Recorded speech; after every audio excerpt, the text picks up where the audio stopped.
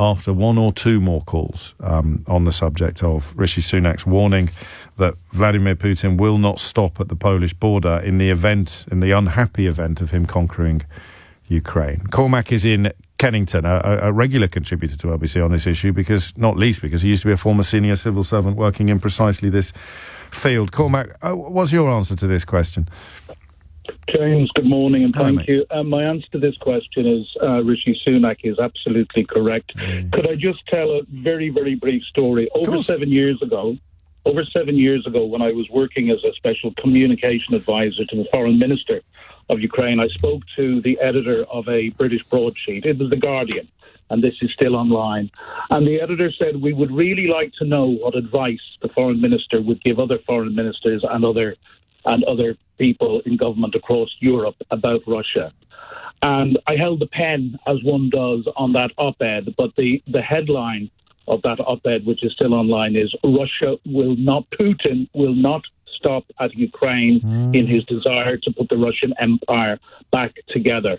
My broader point on this is we need to listen to the Ukrainians and the Baltics and the Poles and the people. And laterally, why do we think Finland and Sweden have given up their neutrality to join NATO? I've been working with these people since 2016. They will tell us the real danger of Russia because they live with it and they live as Russia's neighbours. We need to give more respect to these people. So, yes, Rishi Sunak is absolutely correct. And the other thing I'd say, by the way, your first caller, Chris, I'd like to commend on his assessment of the situation. The other thing I'd like to say, if we should allow Putin to be successful in Ukraine, one, it is a genocidal scenario for Ukraine. It would be, the estimates have been, we would see between 10 and 20 million more refugees flood into Europe. And we know from Syria that Putin has no compunction in weaponizing refugees, as he did back in, I think it was 2015, with the Syrian crisis.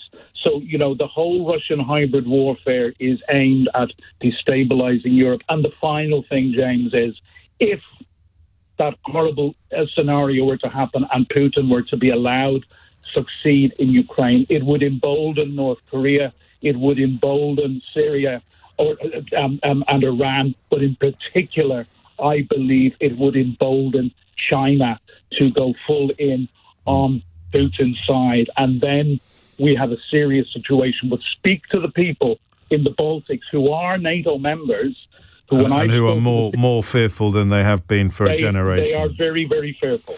The prospect, and I don't want to make light of anything that you've just said, but just halfway through that, when you talked about the prospect of an exodus of humanity from Ukraine in the event of a Russian victory, I suddenly realised that we could, if the political calculus in this country goes completely haywire, we could be hearing conversations about deporting Ukrainians to Rwanda within a couple of years' time, which would be quite the moment.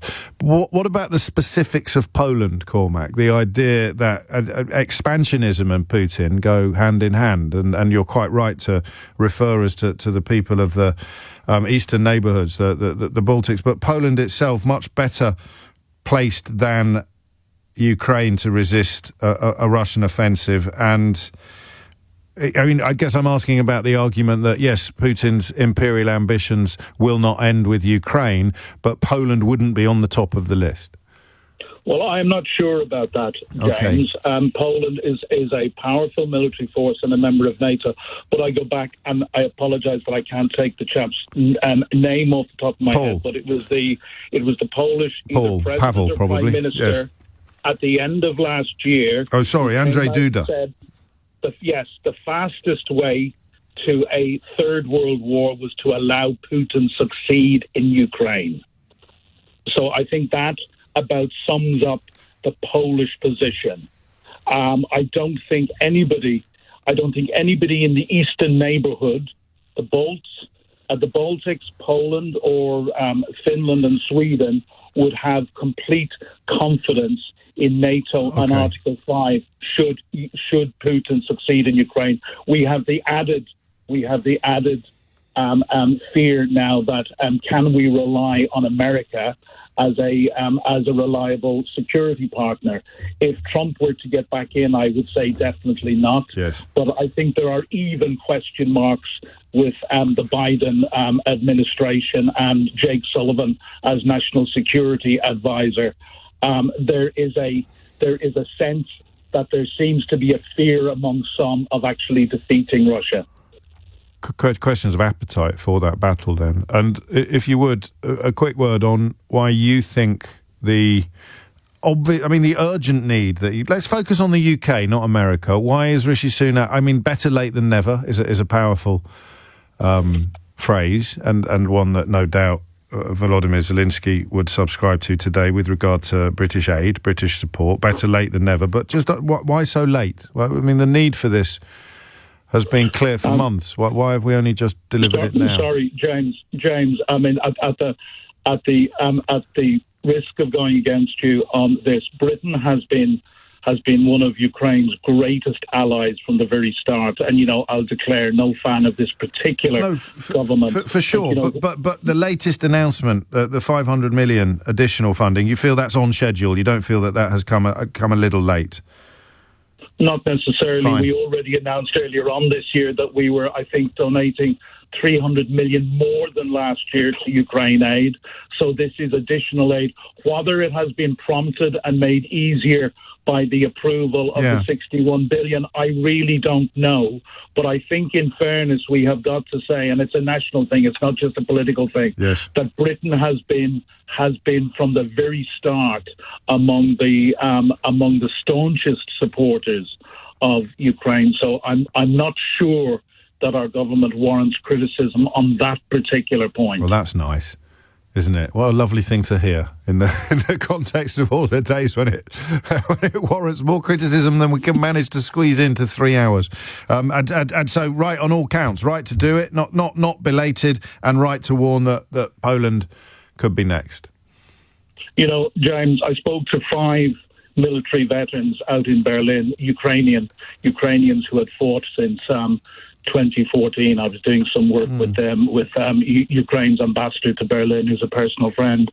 And we had a bit of a reception afterwards. We were having a few beers and a few hot dogs. And I went and I spoke to the military guys. And I always asked them, because when I was in Ukraine, I was a diplomat. So they would be guarded in what they would say to me about Britain. Yes. And I say to them, look, guys, I left government at the end of 2018. Tell me what you really think about the Brits. And every time I ask that question, Ukrainian soldiers and politicians and diplomats tell me that they believe Britain is their absolute best friend. And if everybody else is supporting them as we do, then, this war might well be over, and it might well be over in Ukraine's favour. So hopefully Rishi Sunak then will be injecting a little bit of that resolve into his counterparts in Germany, where I think he is set to visit next on this trip. Thank you, Cormac. Cormac Smith, to give him his full name, as you heard, former diplomat working in precisely this part of the world, and therefore better placed than most of us to have a look at what is happening and what is likely to transpire next.